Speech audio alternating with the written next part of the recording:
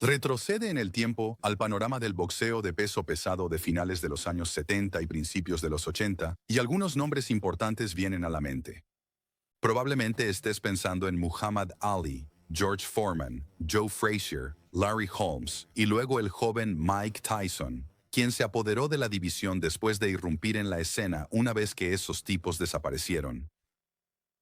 Pero uno de los nombres que quizás no pienses de inmediato es Trevor Berbick, y eso es porque, al lado de los otros nombres de su época, sus logros dentro del ring de boxeo fueron relativamente modestos.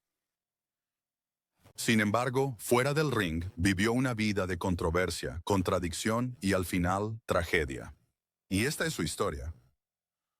Para aquellos menos familiarizados con la carrera de Trevor Berbick, comencemos con un breve resumen. Berbick nació en Port Antonio, Jamaica.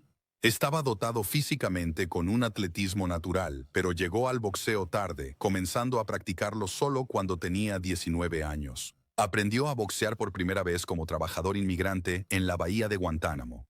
En ese momento, la base militar estadounidense allí era un punto de partida para los soldados a punto de ser enviados a la guerra de Vietnam, y para aquellos que regresaban, a menudo con cicatrices físicas o mentales. Era un lugar violento en una época violenta, y Berbick tuvo que aprender rápidamente a defenderse.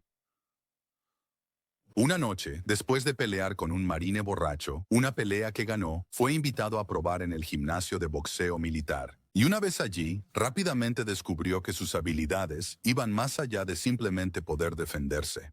Resultó que pelear era algo en lo que era bueno, pero desafortunadamente para él, convertirse en boxeador en el ring nunca fue suficiente para mantenerlo fuera de problemas fuera de él. Después de un puñado de combates amateurs, fue seleccionado para representar a Jamaica en los Juegos Panamericanos de 1975, donde ganó el bronce, y luego en los Juegos Olímpicos de 1976. Después de unirse a las filas profesionales, logró una sorprendente victoria sobre John Tate en su 17ª pelea, un triunfo inesperado que le dio la oportunidad de enfrentarse a Larry Holmes por el título mundial. Un par de peleas después, perdió, pero su combate marcó el inicio de una rivalidad entre los dos hombres que herviría durante los siguientes 10 años hasta que finalmente estalló de manera espectacular.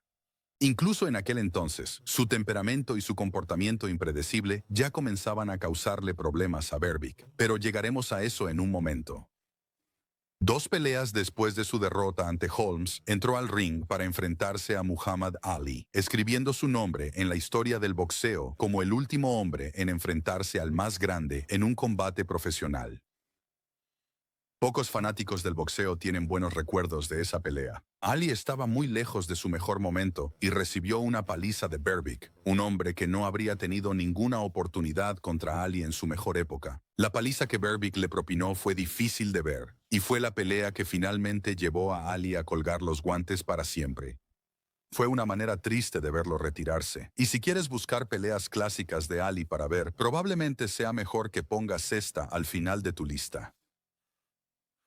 Después de un par de buenas victorias más, Berbick recibió una segunda oportunidad por el título, esta vez contra Pinklon Thomas. Se llevó la victoria y fue coronado campeón de peso pesado. Este sería el punto culminante de su carrera en el boxeo, pero después de esa pelea, su vida pareció descontrolarse cada vez más.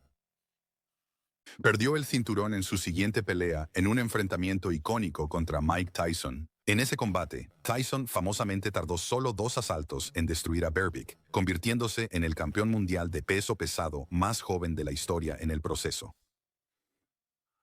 Berbick quedó muy disminuido después de esta pelea, y aunque siguió boxeando, nunca más estuvo cerca de competir por la gloria de peso pesado.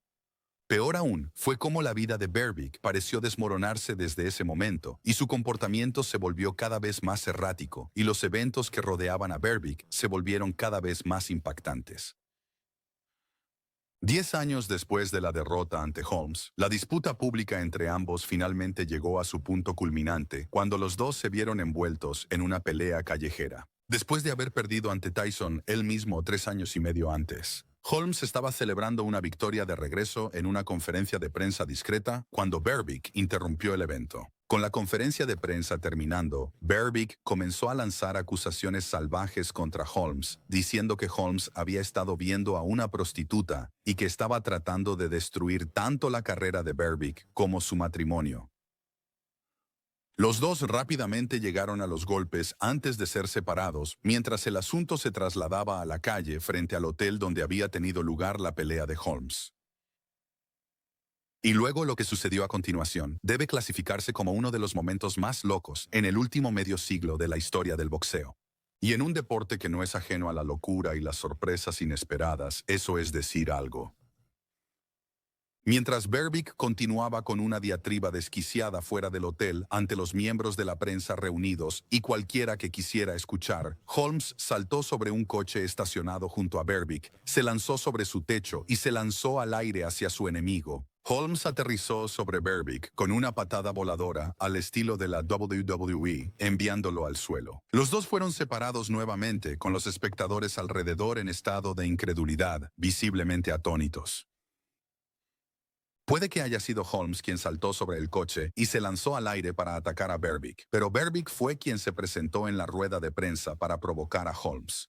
Sin embargo, este no fue de ninguna manera un caso aislado de mal comportamiento por parte de Berbick, y estuvo lejos de ser lo peor de lo que fue acusado durante su vida. Alrededor de la misma época, había estado en juicio por violar a la niñera de sus hijos. Fue condenado por este crimen el año después del incidente con Holmes y, como resultado, fue sentenciado a 5 años de prisión. Fue liberado bajo libertad condicional después de cumplir solo 15 meses, pero luego, quizás de manera predecible, fue sorprendido violando su libertad condicional y fue deportado de los Estados Unidos a Jamaica. Luego intentó regresar a Canadá, donde se había establecido al comienzo de su carrera profesional. Pero Canadá también intentó deportarlo, aunque luchó contra esta decisión y finalmente se le permitió quedarse.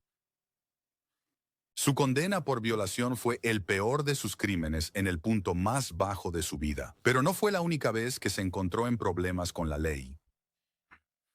Anteriormente, había sido arrestado por agredir a un hombre que creía que estaba teniendo una aventura con su esposa. Ella posteriormente se divorció de él. También agredió a su ex-manager, amenazándolo al empujarle un arma en la boca, y fue declarado culpable de fraude cuando falsificó la firma de su ex-esposa al solicitar una hipoteca. Más tarde también fue juzgado por no pagar sus impuestos sobre la renta, y para empeorar las cosas, luego se quedó dormido durante el juicio.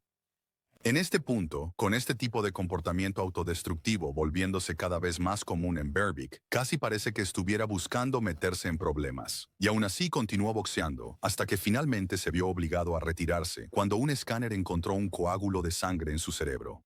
Después de esto, fue nuevamente deportado de regreso a Jamaica desde los Estados Unidos, después de más problemas con la ley, y el acto final en su turbulenta historia de vida vendría solo unos pocos años después.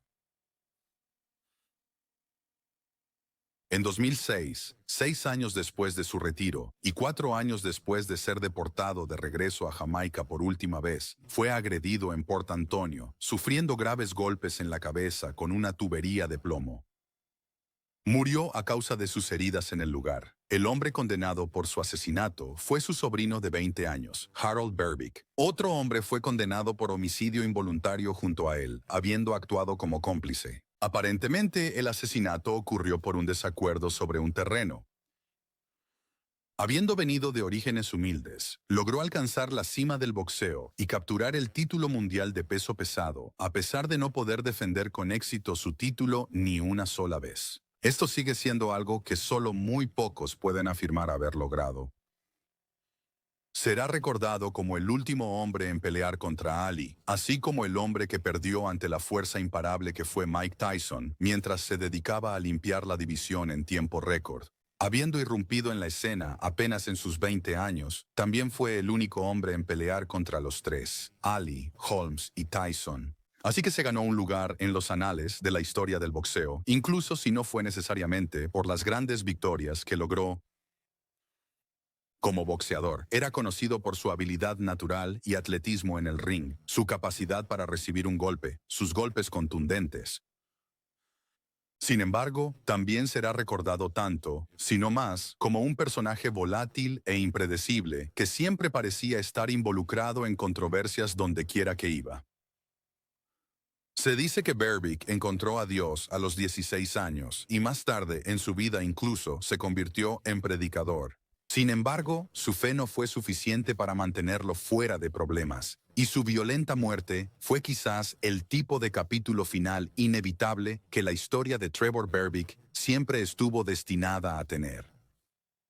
¿Qué opinas? Nos encantaría conocer tu opinión, así que deja un comentario a continuación. Y si te ha gustado este vídeo, no olvides darle a me gusta y suscribirte para que podamos seguir creando contenido sobre boxeo como este. Nos vemos en el próximo.